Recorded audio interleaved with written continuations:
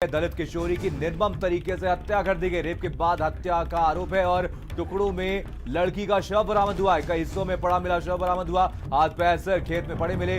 दिल दहला देने वाला मामला सामने आया कानपुर देहात से बड़ी खबर, जहां पर गांव के 5 लोगों पर गंभीर आरोप लगे हैं। 2 लोगों को हिरासत में ले लिया गया। परिजनों ने रेप हत्या के आरोप लगाए हैं। अपहरण कर रेप हत्या का आरोप लगाया गया। 8 दिन से लापता थी दलित किशोरी और रूरा क्षेत्र के घोलिया का ये पूरा मामला है। तो गांव के 5 लोगों पर आरोप लगाए गए। इस पूरे मामले में 2 लोगों को हिरासत में लिया गया है। उनसे लगातार पूछताछ की जा रही है। परिजनों ने रेप और हत्या के आरोप लगाए हैं और निर्मम तरीके से यहां पर इस किशोरी की हत्या की गई है। रूरा क्षेत्र के घोलिया का ये पूरा मामला, जहां पर 8 दिन से लापता थी दलित किशोरी और टुकड़ों में इस बच्ची का शव बरामद हुआ है। बच्ची का शव बरामद हुआ है। तो आपको बता दें, कानपुर देहात से खबर, जहां पर विभत्स घटना हुई है। दीपक जुड़ गए। दीपक, यहां पर एक बच्ची की निर्मम तरीके से हत्या कर दी गई है। क्या कुछ कार्रवाई पुलिस की तरफ से की जा रही है? क्या कुछ आरोप परिवार वालों की तरफ से लगाए गए? जी, बताना चाहूंगा कि जैसे ही पूरा मामला संज्ञान में पुलिस के आया तो पुलिस ने किशोरी के शव के जो पार्ट्स उनको इकट्ठा करके पोस्टमार्टम के लिए भेजा है। और वहीं जब परिजनों से पूरे मामले को लेकर बात की गई तो परिजनों ने साफ तौर पर कहा है कि जमीनी विवाद को लेकर के मेरी बेटी के साथ जो है पहले रेप किया गया है और उसके बाद उसकी निर्मम हत्या कर दी गई है। तो वहीं जब पुलिस के आला अधिकारियों से मैंने बात की, पुलिस के आला अधिकारियों जानकारी के लिए बहुत बहुत धन्यवाद दीपक।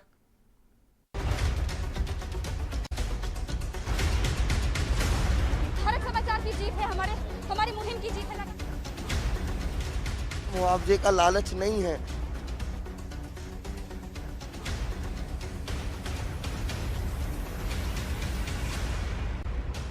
रूप Mantra Ayurvedic face cream and face wash. इसकी आयुर्वेदिक देखभाल आपको दे pimples, wrinkles, black heads, dull skin और डेड स्किन जैसी हर प्रॉब्लम से रिलीफ। MDH बिरयानी मसाला, पारंपरिक बिरयानी का असली स्वाद। असली मसाले सच MDH। नमस्कार। हम सब 2 करोड़ दिल्ली वासियों ने मिलके बड़ी मुश्किल से कोरोना को कंट्रोल किया है। अब हमें इसे बढ़ने नहीं देना। पिछले कुछ दिनों से मैं देख रहा हूँ हम सब थोड़े लापरवाह हो गए हैं। मास्क नहीं पहनते, सोशल डिस्टेंसिंग नहीं करते। मैं आपका भाई हूँ ना, आपका बेटा हूँ। आपने मुझे अपने परिवार का हिस्सा माना है। मैं नहीं चाहता अपने परिवार में कोई बीमार हो। ये बहुत गंदी बीमारी है।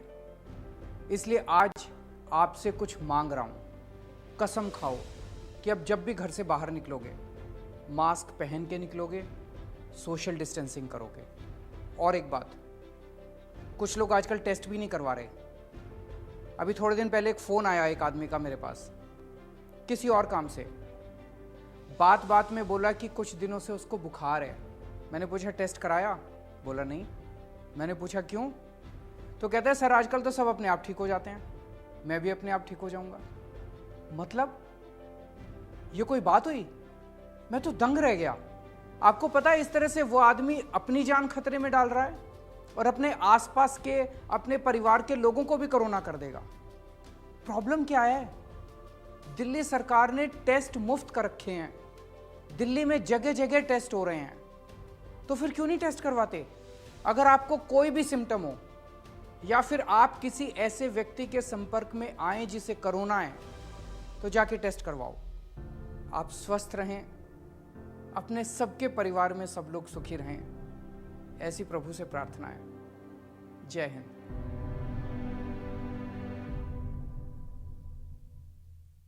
हर कोई चाहता है कि उसकी स्किन हो सुंदर, कोमल और ब्राइट। तो फिर कोई भी साधारण सी कॉस्मेटिक क्रीम क्यों? अपनाइए 12 खास आयुर्वेदिक जड़ी बूटियों से बनी रूप मंत्रा आयुर्वेदिक फेस क्रीम। ये कोई कॉस्मेटिक नहीं, आयुर्वेदिक औषधि है। कूका तुलसी गिलोय अर्क, इसमें तुलसी के साथ गिलोय भी है। इसका रोजाना इस्तेमाल आपकी इम्यूनिटी बढ़ाता है। कूका तुलसी गिलोय हमारी इम्यूनिटी के लिए। खुदी को आजमाया है तो ये अंदाज आया है। खुदी को आजमाया है तो ये तुम में भी मैं हूँ शुद्ध प्लस पान मसाला। शुद्धता और ताजगी से भरपूर इसकी प्राकृतिक रंगत आपके व्यंजनों को और भी अधिक स्वादिष्ट बनाए। देगी मिर्च का तड़का, अंग अंग फड़का। MDH की देगी मिर्च। Roop Mantra Ayurvedic face cream and face wash. इसकी आयुर्वेदिक देखभाल आपको दे pimples, wrinkles, black heads, dull skin और डेड स्किन जैसी हर प्रॉब्लम से रिलीफ। भारत समाचार की जीत है, हमारी मुहिम की जीत है। मुआवजे का लालच नहीं है।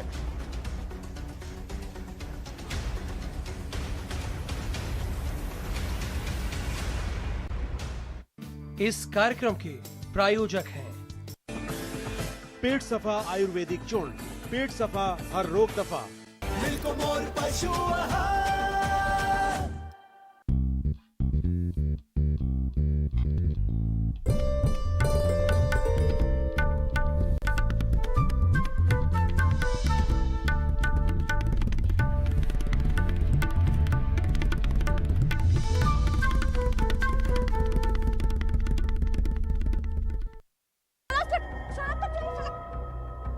नहीं चलेंगे सर, चलिए आइए प्लीज।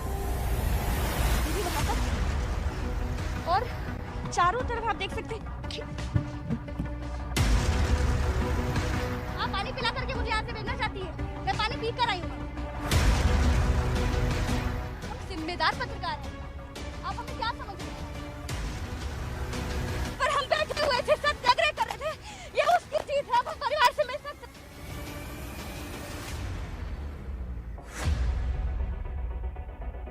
ये उस गड़ियाघर है, देख लीजिए पुलिस कैसे यहाँ पर चाक चौबंद है।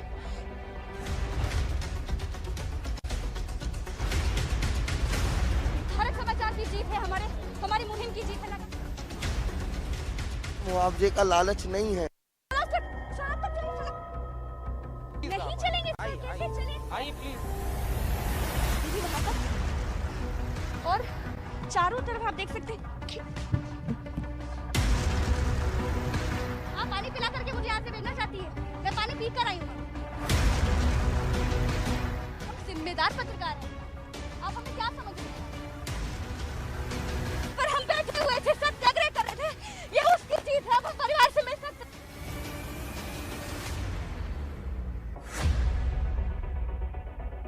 ये उस गड़ियाघर है, देख लीजिए पुलिस कैसे यहाँ पर चाक चौबंद है।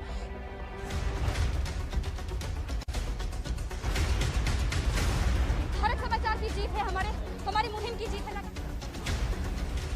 मुआवजे का लालच नहीं है।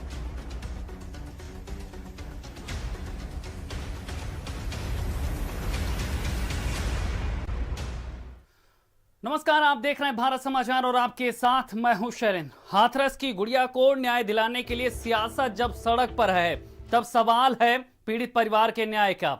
वो परिवार जो लगातार मांग कर रहा, गुहार कर रहा है। एक तरफ गदर छिड़ा हुआ है सियासी, तो एक तरफ प्रशासन का गुमान है। लेकिन इस बीच सवाल है सामाजिक न्याय का, गुड़िया को न्याय दिलाने का, और जिसके लिए परिवार लगातार सीबीआई जांच की मांग कर रहा। लेकिन सवाल यह है कि आखिर सीबीआई जांच में देरी क्यों हो रही, जब बार बार के चीख के परिवार का हर एक सदस्य कह रहा कि सीबीआई जांच तो होनी चाहिए, क्योंकि प्रशासन का जो रुख रहा, जो रवैया रहा, उसने अविश्वास के भाव को हर दिन और गाढ़ा ही किया है।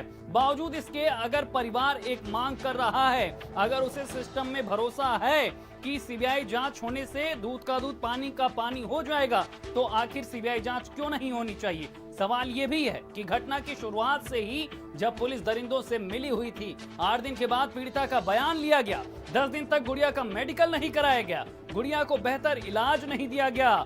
सबूत मिटाने के लिए रात में 2:30 बजे सामाजिक रीति रिवाजों, सामाजिक ताने बाने को किनारे करके लाश जला दी गई। लाश जलाने के बाद पुलिस ने कहा कि रेप भी नहीं हुआ। सरकार के कहने पर परिवार को धमकाया गया। घटना से सारे सबूत मिटा दिए गए। विवेचना के हर मोड़ पर लखनऊ से दखल दिया गया। अपनी मर्जी के बयान के लिए परिवार को बंधक बना लिया गया। प्रशासन द्वारा फॉरेंसिक रिपोर्ट मैनेज की गई। गुड़िया के परिजनों के फोन टैप कराए गए। बेटी को न्याय दिलाने के लिए आखिर फिर इस तरह की बार बार दीवारें क्यों खड़ी की जा रही हैं?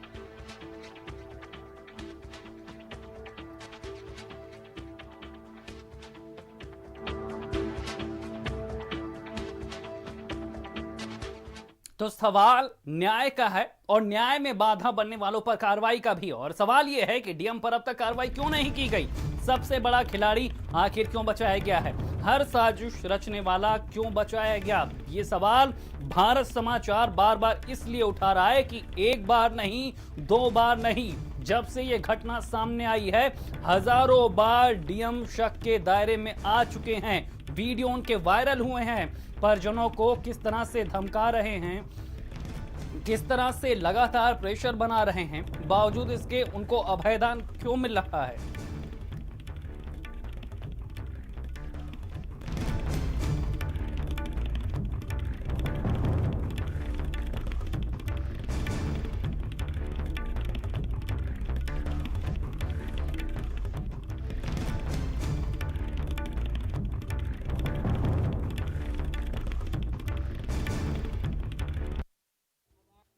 मीडिया वाले मैं आपको बता दूं, आज अभी आधे चले गए, कल सुबह तक आधे और निकल जाएंगे, 2-4 बजेंगे कल रात को, और हम ही आपके साथ खड़े हैं। ठीक है? अब आपकी इच्छा, आपको बार बार बयान बदलना नहीं बदलना है, अभी हम भी बदल जाए कि नहीं। तो मीडिया वाले मैं आपको बता दूं, आज अभी आधे चले गए, कल सुबह तक आधे और निकल जाएंगे, 2-4 बजेंगे कल रात को, और हम ही आपके साथ खड़े हैं। ठीक है? अब आपकी इच्छा, आपको बार बार बयान बदलना नहीं बदलना है, अभी हम भी बदल जाए कि नहीं। तो मीडिया वाले मैं आपको बता दूं, आज अभी आधे चले गए, कल सुबह तक आधे और निकल जाएंगे, 2-4 बजेंगे कल रात को। तो आपने सुना कि धमकीबाज डीएम, दमनकारी डीएम किस तरह से परिजनों को धमका रहा है। आखिर इसे दंड क्यों नहीं दिया जा रहा? गुड़िया के परिजनों से जिस तरह से बिहेव किया जा रहा है, मीडिया पर पाबंदी लगाई गई, पहरे लगाए गए, इसलिए कि हाथरस का वो सच सामने ना आ पाए जिसमें प्रशासन की, डीएम की, एसपी की काली करतूत छिपी हुई थी। क्या कुछ कह रहे हैं परिजन, सुनाते हैं आपको।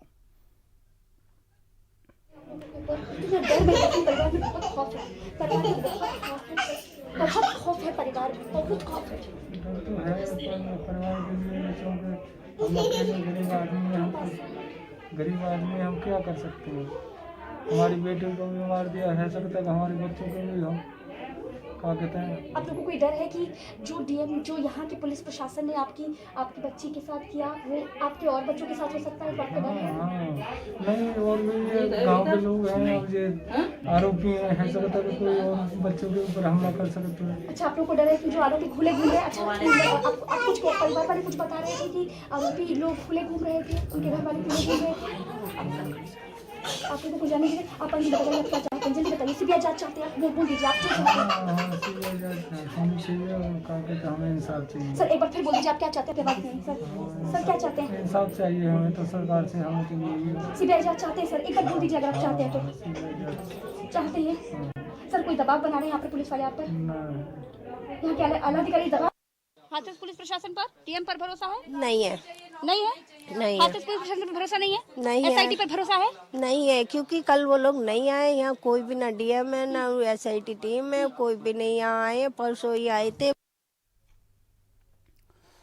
तो लगातार यहाँ पर परिजन न्याय की गुहार लगा रहे हैं। डीजीपी मिलकर आए हैं, उनसे आला अधिकारी मिलकर आए हैं, लेकिन सवाल ये है कि जो दोषी हैं, जो पहले दिन से ही यहाँ पर शक के दायरे में हैं, उन्हें क्यों बचाया जा रहा है? नरेंद्र हमारे साथ जुड़ गए हैं हाथरस से सीधे। नरेंद्र, आप गांव पहुंचे हैं, आपने गांव का माहौल देखा है, लोगों की सोच समझी है और जरूरत क्या है सामाजिक न्याय के लिए वो भी आपने समझा है। आखिर डीएम को अभयदान क्यों दिया जा रहा जब पहले दिन से ही वो शक के दायरे में है, उनकी कार्यशैली दायरे में है, प्रेशर बना रहे परिजनों पर? आपने बात भी की है परिजनों से, क्या चाहते हैं वो अब?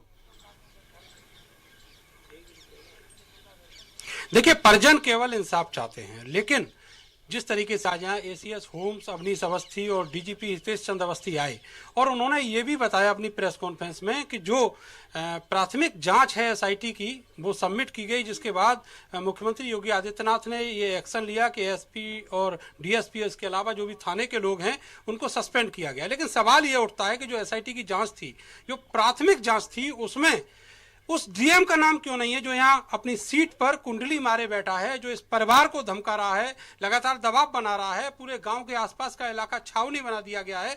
आखिर ऐसी क्या चीज यहाँ पर छुपी हुई है और इस डीएम के ऊपर इतनी कृपा आखिर क्यों की जा रही है सरकार के द्वारा, ये एक बड़ा सवाल है।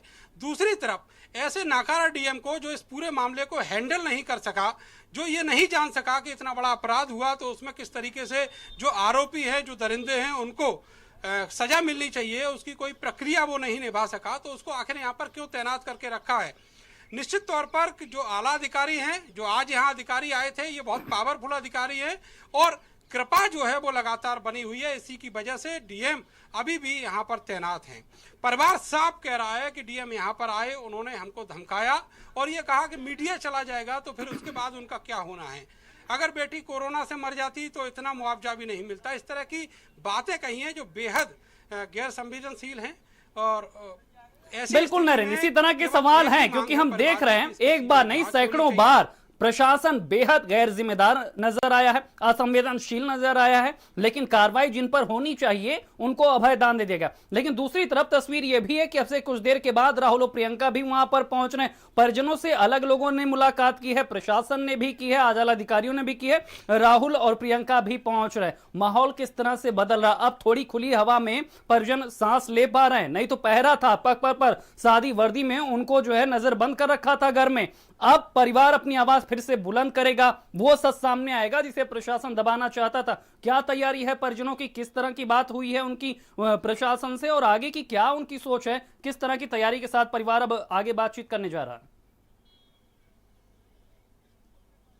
शैलेंद्र, आपने बिल्कुल ठीक कहा। जो परिजन हैं वो पिछले कई दिनों से नजरबंद थे और वो इतनी ज्यादा मुश्किलों के दौर से गुजरे हैं कि उनके घर में खाने पीने की चीजें भी खत्म हो गई थी। जो उनके बच्चे हैं, छोटे छोटे बच्चे, उनको दूध की भी अभाव हो गया था और बड़ी मुश्किल दौर उन्होंने देखा है।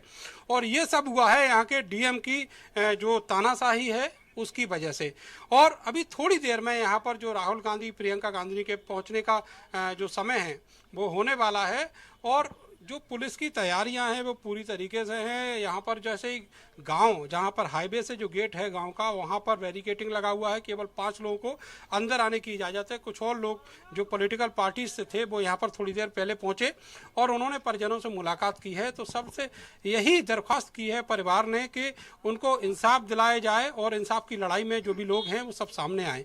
थोड़ी देर में जो प्रियंका और राहुल गांधी हैं वो पहुंचने वाले हैं। कुछ गाड़ियां हैं जो इस समय मैं देख पा रहा हूं मूव हो रही हैं और जो हूटर की आवाज़ें हैं पुलिस की वो भी सुनाई दे रही हैं यहाँ पर। तो ऐसा लगता है कि जैसे तैयारियां हैं उनके पहुंचने से पहले की चारों तरफ जो पुलिस की तैनाती होनी है उसकी प्रक्रिया शुरू। बिल्कुल नरेंद्र, यहाँ पर तैयारी है, लेकिन सवाल ये है कि आप गांव में पहुंचे हैं, आपने परिजनों से बात की है, आपने दूसरे लोगों से भी बात की है, क्योंकि जिस तरह से घेराबंदी करके प्रशासन ने रखा था, कंटेन करने की यहाँ पर कोशिश थी कि जो सच है, जो गाँव का सच है, जो हाथरस का सच है, जो अन्याय की कहानी है, जो आधी रात की कारगुजारी है, उसे आधी रात में ही दफन कर दिया जाए। आपने बात की होगी इन दो तीन दिनों में क्या हुआ है परिवार के साथ, किस तरह से प्रशासन ने उन पर दबाव बनाया। हमने तस्वीरों में देखा कि किस तरह से सादी वर्दी में पुलिस वालों को घर में घुसा के रखा गया था, उनके मोबाइल स्विच ऑफ करा दिए गए थे, लगातार दबाव बना। कुछ परिवार ने बताया है कि किस तरह से उन पर दबाव बनाया जा रहा, किस तरह से उनको हैंडल करना है, इस तरह की स्थितियां वहां पर बनाई गई हैं।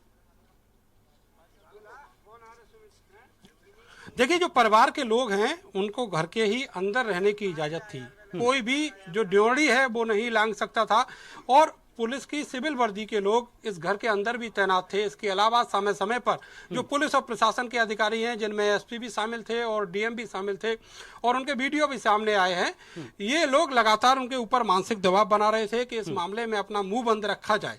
और ऐसी मुश्किलें उन लोगों ने झेली हैं, उनको इतनी यातनाएं दी गई हैं कि वहां पर खाने पीने की चीजें भी खत्म हो चुकी थी। छोटे छोटे बच्चे हैं जिनकी उम्र बमुश्किल 8 से 10 महीने, 2 साल, 3 साल इस तरह के हैं, तो उनको भी खाने पीने से वंचित कर दिया गया। दूध नहीं था घर में। उनके जो घर के पशु हैं वो भूखे प्यासे रहे हैं। 2-3 दिन इस तरीके से उन्होंने गुजारे हैं और उन्होंने मीडिया को शुक्रिया कहा है कि उनकी वजह से ही ये मुमकिन हो पाया है कि आज यहाँ पर जो कम्युनिकेशन है, चाहे वो पुलिस के पहरे में ही सही, शुरू हुआ है।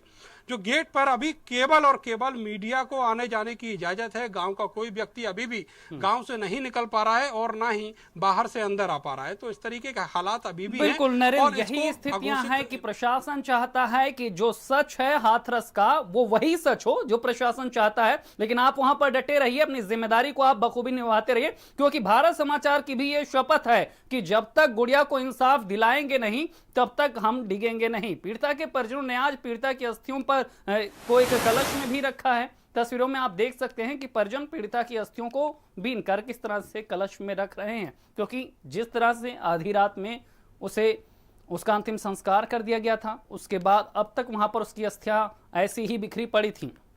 अस्थियां शमशान में हैं, उनको उठाने के लिए घर के लोग जो हैं वो पहुंचे हुए हैं और थोड़ी देर पहले ही ये लोग घर से निकले हुए थे, लेकिन ये जो भी लोग यहाँ पर पहुंचे हुए हैं उन्होंने यहाँ एक कलश में जो मनीषा की अस्थियां हैं वो इकट्ठी की हैं।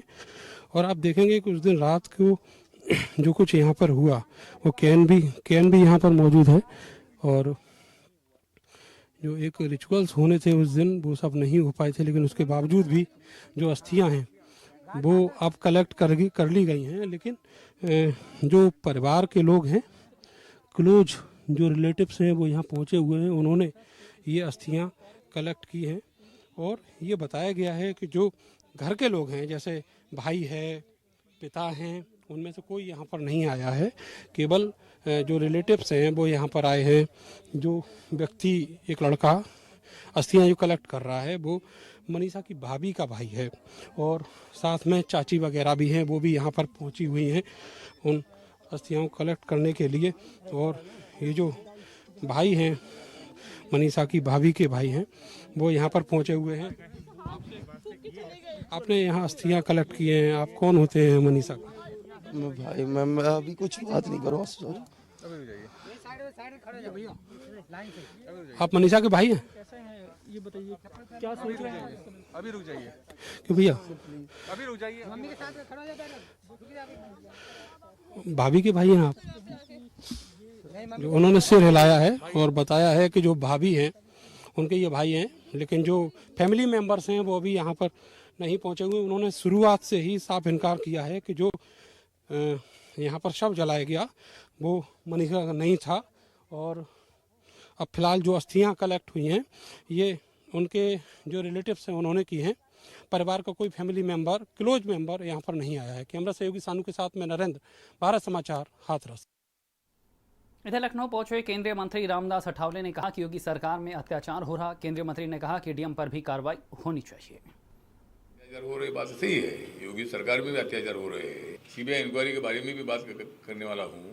अगर हो सके तो सीबीआई इंक्वायरी भी, एसआईटी इंक्वायरी अगर ठीक नहीं होती है तो सीबीआई को भी ये इंक्वायरी दी जा सकती है। उसके बारे में मैं योगी आदित्यनाथ जी से मैं बात करने वाला हूँ। और इसी तरह और अगले सप्ताह में जब मुझे परमिशन मिलेगा तब मैं अगले सप्ताह में वहाँ उस लड़की के फैमिली को मिलने वाला हूँ। ये वाल्मीकि समाज की वो लड़की थी, दलित समाज की लड़की थी और उनके ऊपर बहुत बड़ा अन्याय हुआ है। इधर हाथरस कांड को लेकर मिर्जापुर में क्या कुछ कहा है संजय सिंह ने, वो भी आपको सुनाते हैं। क्या गलती हुई उस बच्ची से? ये कि उसकी गले की हड्डी तोड़ दी गई, ये कि उसकी जुबान काट ली गई, ये कि उसकी रीढ़ की हड्डी तोड़ दी गई, ये कि उसको ठीक से इलाज नहीं मिल पाया, ये कि उसका गैंगरेप हुआ। उसकी गलती क्या है कि रात में 100 दाग किया गया उसका जबरदस्ती तरीके से? ये उसकी गलती है? या उसने एक गरीब दलित परिवार में जन्म लिया, ये उसकी गलती है? क्या गलती है उसकी योगी जी बताइए आप। आपने कल सस्पेंशन किया, एसपी सस्पेंड किया, सीओ सस्पेंड किया, थाने का प्रभारी सस्पेंड किया, लेकिन जो सबसे ज्यादा जिम्मेदार है डीएम, जिसके कुकर्म मीडिया के सामने कैमरों में कैद हुए हैं, जो परिवार को खुलेआम धमकाते हुए देखा गया, उसके वीडियो वायरल हो रहे हैं, पत्रकारों को धमकवाया, पत्रकारों को लाठियां चलवाई, उस डीएम पे कोई कार्रवाई नहीं की आपने। इसका मतलब डीएम के पास सीएम का राज है। इसका मतलब अगर डीएम पोल खोल देगा तो सीएम की पोल खुल जाएगी। बगैर ऊपर के निर्देश के किसी भी हालत में इतना रिस्क लेके पूरा का पूरा प्रशासन तंत्र उन दरिंदों को बचाने की कोशिश नहीं करेगा। निश्चित रूप से इसमें ऊपर से योगी सरकार का, योगी जी का निर्देश था जिसके कारण बचाया गया उसको, और इसीलिए डीएम पर कार्रवाई नहीं हुई। आप लोग बुद्धिजीवी हैं, पत्रकार हैं, कल आपने सरकार का आदेश पढ़ा होगा और आप भी आश्चर्यचकित होंगे कि आज तक कभी भी नार्को टेस्ट प्रशासन नहीं कराता है। नार्को